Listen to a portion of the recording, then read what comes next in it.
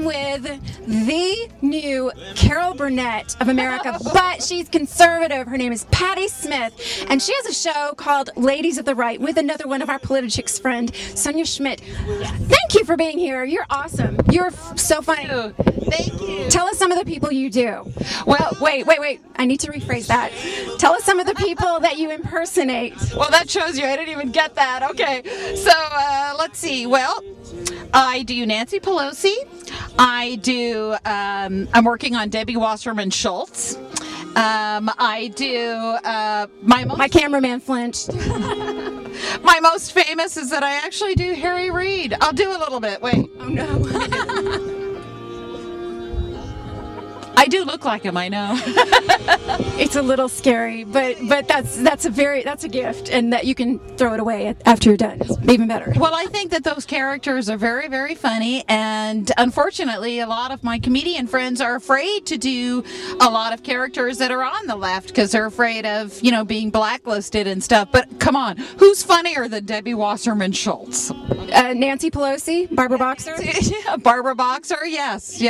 So if Saturday Night Live can do it, we can do it too. Absolutely. And better. And tell us about your getting thrown over the cliff. That's you. Very exciting. I worked with a group of doctors. They actually produced this commercial, and it was on Hannity the other night. Yay! And remember the Paul Ryan clip where they threw Granny over the cliff? Oh, yeah. Well, these doctors did the answer to that, and Obama throws me, Granny, over the cliff. And so far, it has 700,000 hits on YouTube. It's been on Rush Limbaugh. It's been on Fox News, and yeah. Well, and we're going to add yours to this interview too. Good. You'll get a couple more. Well, the doctors are really the ones to be admired. They're standing up against Obamacare, and I give them a lot of credit because they have a lot to lose. And they went to Washington, and Washington ignored them. So they got together and started producing these, and we're going to do another one. Yay. Good. Well, we will look forward to that. Thank you so much for everything you're doing. You're hilarious. Watch for Patti Smith. We'll give you all the information right here on PolitiChicks. Yes, and watch PolitiChicks. We love PolitiChicks, the best.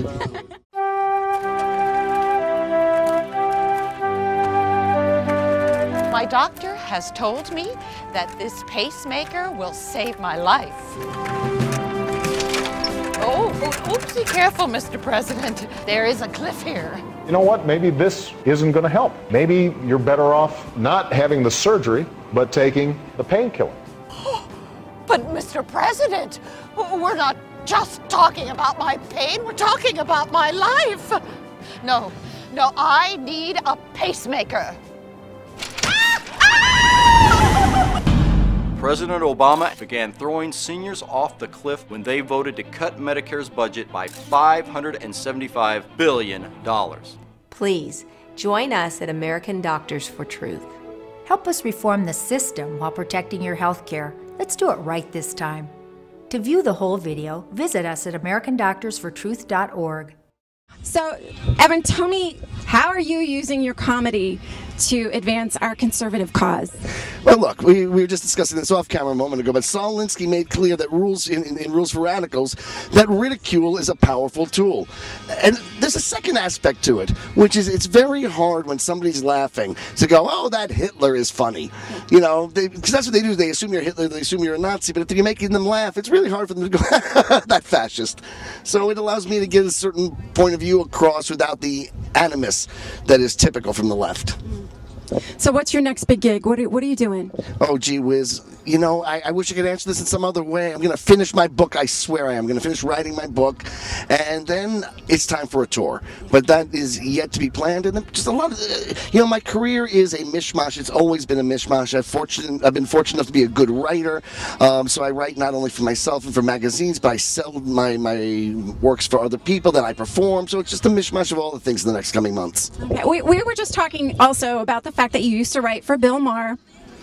I did. I wrote Politically Incorrect for several years. Yeah. Several years, many years. Were you politically incorrect at the time? Were you leaning that way? Is that what it was? I was a brain-dead liberal. I was, you know, I love Andrew Breitbart's line. It was, liberal is the default factory setting for a New York City Jew. I wasn't a doctrinaire liberal. I was an idiot liberal. I didn't know what liberalism was or wasn't. I just knew Democrats are good, Republicans are evil. Now let's play basketball. Yeah, yeah.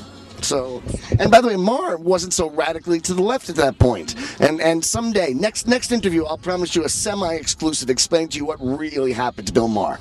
Ooh. All right, maybe next time. I got to hold off a little, so I'm. Like in an hour? All right, fine, in an hour. So I'm still in demand. So we bring him back for a second episode. No problem. Thank you so much, and I hope you get up there and talk. We want to hear you. I'm gonna try. You know what? You talk to Brett. You tell him.